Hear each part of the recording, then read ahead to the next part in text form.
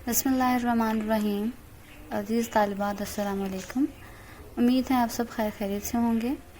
आज हम third year की बुक में से जुज़वी मिक़दारी मुआशात का पोर्शन करेंगे। पेज नंबर 503 है बुक में, और एक्सरसाइज से पहले हम कुछ फार्मूलाज देखेंगे कॉस्ट और रेवेन्यू के। तो नंबर 1 फार्मूला है ER is equal to TR divided by Q। यानी अगर हमें कुल हासिल का तफावल दिया गया हो और औसत हासिल मालूम करना हो तो हम कुल हासिल को पैदावार के इकाइयों से तकसीम कर देंगे।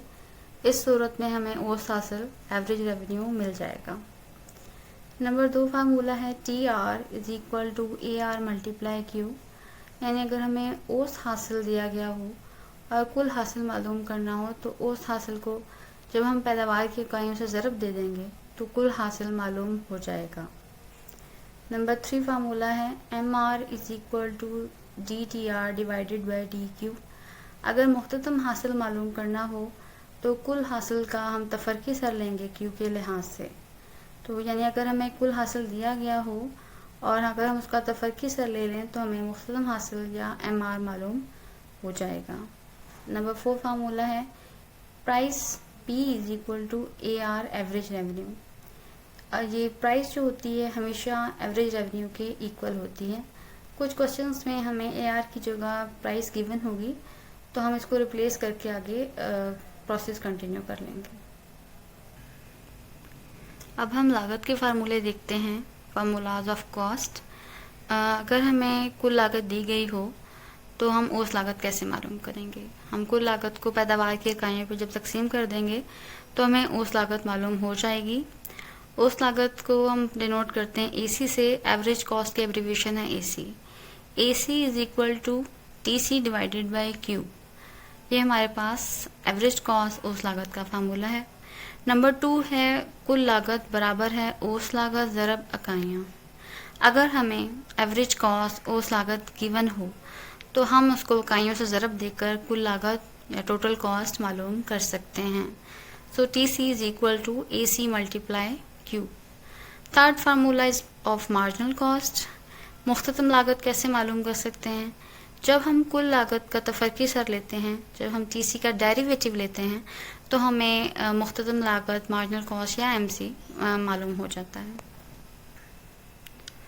अब हम क्वेश्चन फार्मूला नंबर 4 देखते हैं जो कि है TC is equal to FC plus VC। अगर कुल लागत जो है वो महीना लागत और मुतगैरा लागत का मजमुआ होती है। अगर इनमें से कोई 2 वैल्यूज़ गिवन है तो तीसरी आप ऑटोमेटिकली इस फार्मूले की मदद से मालूम कर सकते हैं। Number 5 is AFC is equal to FC divided by Q। औसत महीना लागत मालूम करने का फार्मूला है कि महीना लागत को इकाइयों पे तकसीम कर दिया जाए तो औसत मिल जाती है। जैसे कि हम जानते हैं कि एवरेज कैसे मालूम होती है कि जब हम टोटल को इकाइयों से डिवाइड कर देते हैं तो हमें औसत मिल जाती है। Number 6 is AVC। AVC का फार्मूला है VC डिवाइडेड बाई Q। यानी औसत मुतगैरा, यहाँ मैंने मुसारफ मेंशन किया है, लागत और मुसारफ एक ही बात है। औसत मुतगैरा मुसारफ बराबर है मुतगैरा मुसारफ बटा इकाइयाँ। यानी जब हम मुतगैरा मुसारफ को इकाइयों से तकसीम कर देंगे तो हमें औसत मुतगैरा मुसारफ मालूम हो जाएंगे। ये सब फार्मूलाज अच्छी तरह याद करने हैं क्योंकि अगली एक्सरसाइज में ये सब हमारे इस्तेमाल में आएंगे। हम एक्सरसाइज की तरफ आते हैं। पेज नंबर 517 है। क्वेश्चन नंबर 4 है। ये हमें टोटल रेवेन्यू दिया गया है, कुल हासिल 120Q माइनस 4Q स्क्वायर। हमें मालूम क्या करना है, औसत हासिल और मुख्ततम हासिल। सो हम पहले औसत हासिल मालूम करते हैं, पहला पार्ट करते हैं इस क्वेश्चन का। सो हमें गिवन है TR टोटल रेवेन्यू कुल हासिल। तो हम जानते हैं औसत हासिल का फार्मूला है TR डिवाइडेड बाई Q। तो हम टोटल रेवेन्यू को एज इट इज़ लिख देंगे और इस सबको Q से डिवाइड कर देंगे। Q से Q कैंसिल हो जाएगा। अब हम इसको सेपरेटली डिवाइड कर देंगे और Q से Q कैंसिल हो जाएगा, हमारे पास रह जाएगा 120 और माइनस 4Q। ये हमारा आंसर है। सिंपलेस्ट फार्मूला है, just put the formula and get the answer. AR is equal to TR divided by Q और सिंपली ये सॉल्व हो जाएगा। अब हम क्वेश्चन के सेकेंड पार्ट की तरफ आते हैं जो कि है मुख्ततम हासिल मालूम करना, मार्जिनल रेवेन्यू MR फाइंड करना। सो इक्वेशन हमें टोटल रेवेन्यू गिवन है और हम जानते हैं कि मुख्तसम हासिल MR का फार्मूला है GTR डिवाइडेड बाई DQ, यानी जब हम टोटल रेवेन्यू का, कुल हासिल का डेरिवेटिव लेंगे विद रिस्पेक्ट टू Q के लिहाज से, जब हम टोटल रेवेन्यू का, कुल हासिल का तफरीकी सर मालूम करेंगे तो हमें MR मालूम हो जाएगा। सो हम D बाई DQ लिखकर हम TR की ओरिजिनल इक्वेशन पुट करते हैं, जो कि है 120Q माइनस 4Q स्क्वायर। सो अब नेक्स्ट स्टेप में देखिए, 120 चूँकि कांस्टेंट है वेरिएबल के साथ, वो एज इट इज़ बाहर आ जाएगा और हम Q के साथ D बाई DQ लिखेंगे, माइनस इसी तरह 4 बाहर आ जाएगा और हम D by DQ Q square का हम डेरिवेटिव फाइंड आउट करेंगे।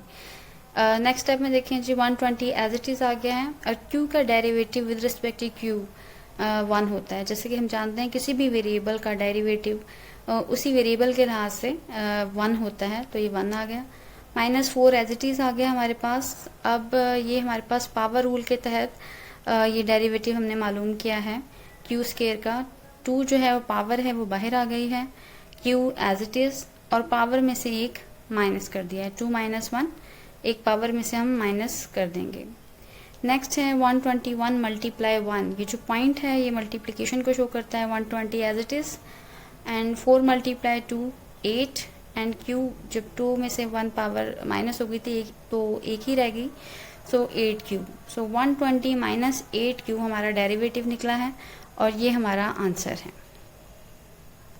सो इसी तरह सारी एक्सरसाइज सॉल्व हो जाएगी with the help of formulas. तो सबसे पहले फार्मूलाज लर्न कर लें, उसके साथ साथ एग्जांपल्स भी सारे इस एक्सरसाइज के कर लें और ये एक्सरसाइज सॉल्व करें। और अगर कुछ समझ ना आया हो तो आप नीचे कमेंट सेक्शन में कमेंट कर सकते हैं। थैंक यू, अल्लाह हाफिज़।